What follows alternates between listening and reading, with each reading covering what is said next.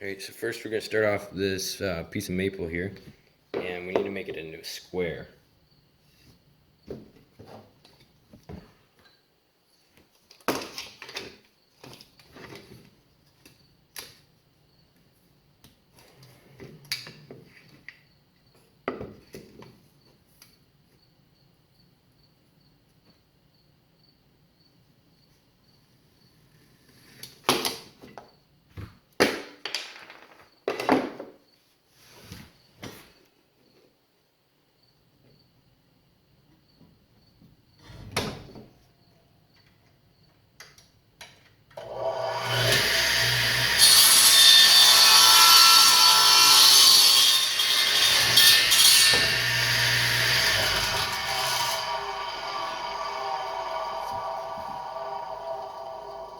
So like that.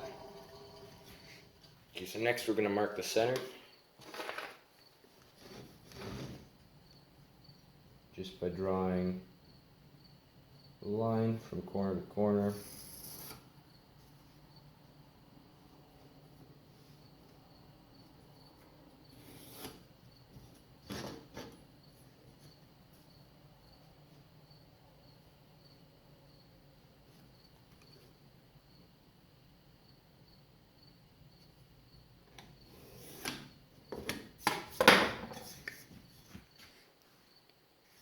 We're going to do that to the other side too.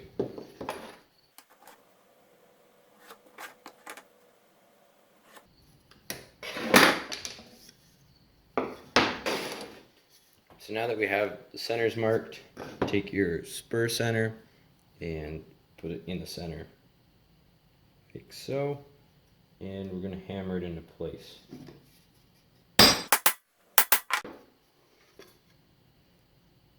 Like that.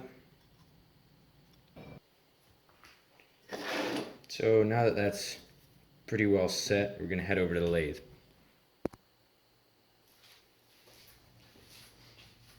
Alright, so we're going to mount it like this.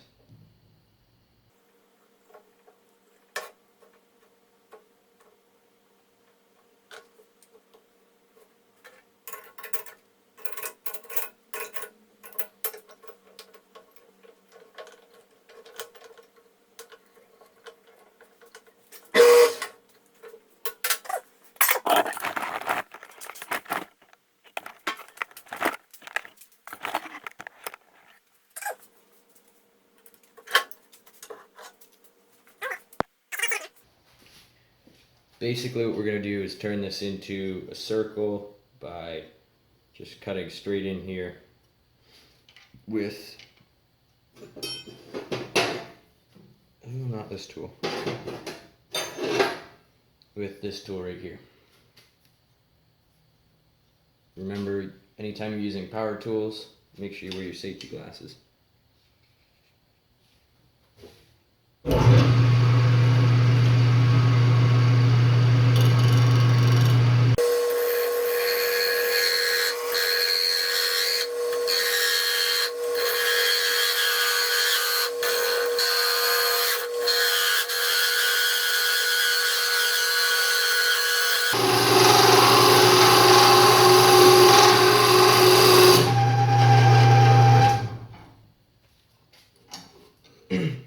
Alright, so I guess we got to about here and it caught.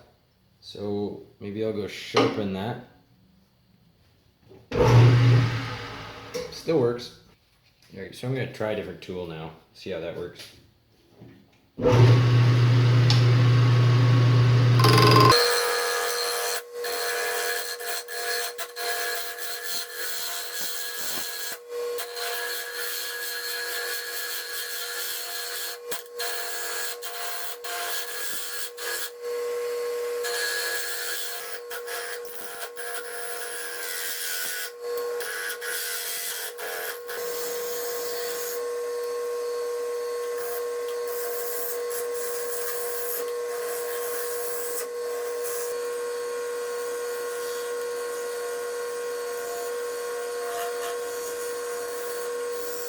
Okay, so now that I have a fairly round disc here, I'm just going to round over both the edges a bit more And I think that's just about it for the lathe part of it.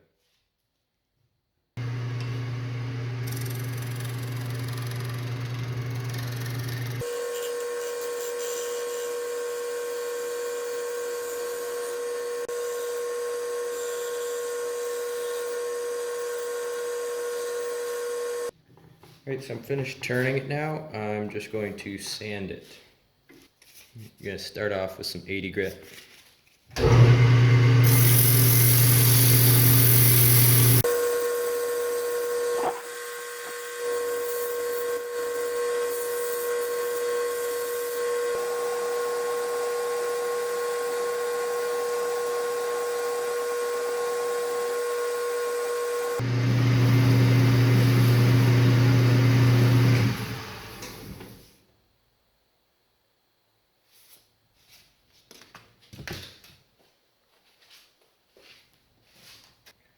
Okay, so it looks like I tripped a breaker. That's fine. I finished just in time, I guess. So I finished that up with 1500 grit sandpaper.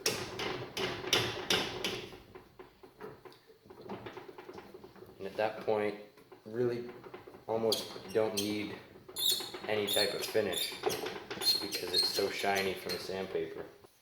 So this is what we're left with. Alright, so I did make a mistake. I don't know why I chose to use the spur center because it obviously didn't work. It got loose because there was so much force going on, well, turning something this large when I was cutting it. So it kept skipping. What I should have used is a faceplate. I don't know why I didn't. It would have went on something like this. And the screw holes wouldn't have mattered because that's the bottom.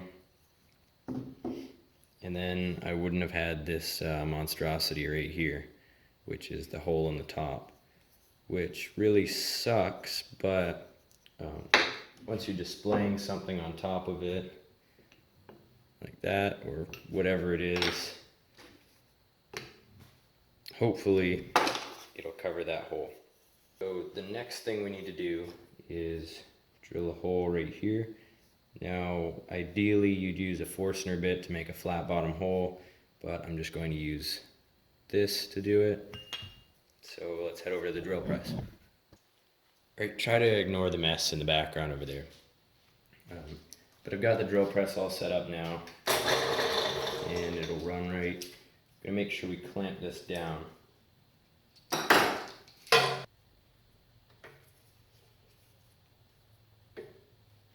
Just lock that in place and it'll hold it in center right there. So clamp this down.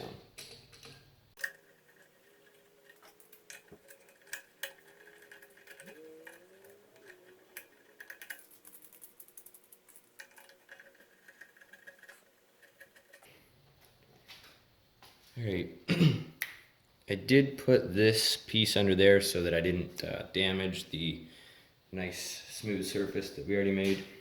Now again, make sure you wear your safety glasses.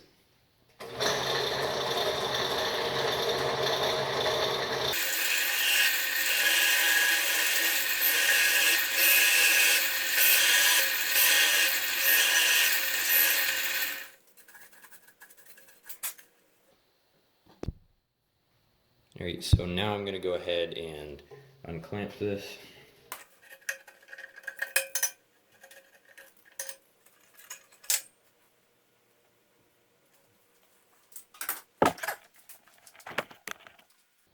So this bearing right here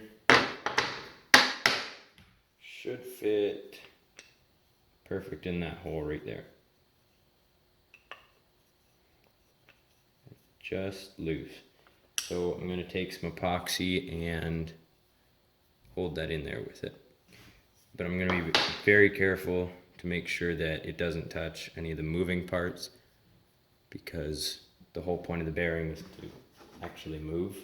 Okay, so a dowel, which I do not have yet, will fit perfectly in here. And then the dowel will also go into the base that I still haven't made, and this can spin freely right in a circle. Alright, again, excuse the mess over there. I'm gonna grab the right size drill bit. Alright, so I've got the right size drill bit now.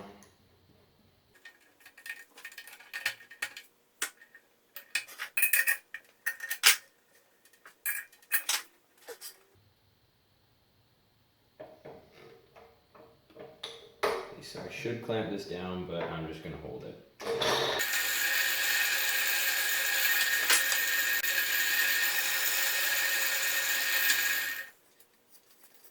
So the hole goes all the way through now. I also should have been wearing safety glasses when I did that. Make sure that if you do the same, you wear safety glasses. Alright, so I think you can still see this. I don't know where the camera's pointing right now.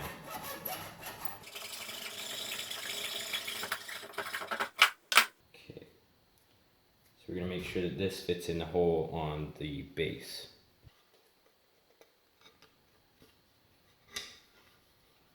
Alright, so fits perfectly right there. Now we are going to trim this piece right here so that the platform can fit on it.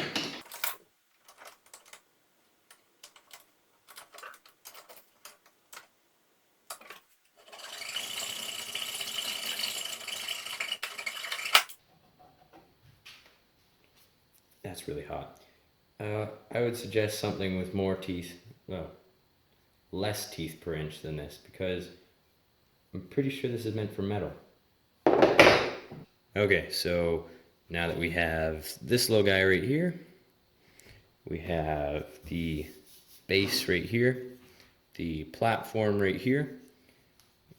This will fit right in there and spins fairly nicely. We're gonna get rid of this little bit sticking up right here. It's just over the top right there. I think that we could just move it up a bit. Yep, perfect, right there. Yep, so now it spins very freely. This will go down here. This goes on top there.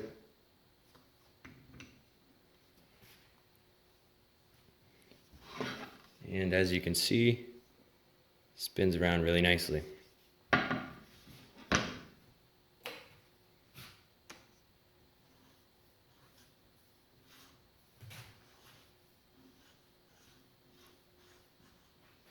Alright, so I had to cut another piece like this that went right here because the other one wasn't long enough to touch the bottom and keep this far enough off of the base here. So this one touches the bottom there and comes up that high, so it keeps this off of there. I might trim it just a little bit more so that this is closer, just so that it doesn't do that. I haven't decided yet, but it won't change much from this. There you have it, your very own little spinning display stand.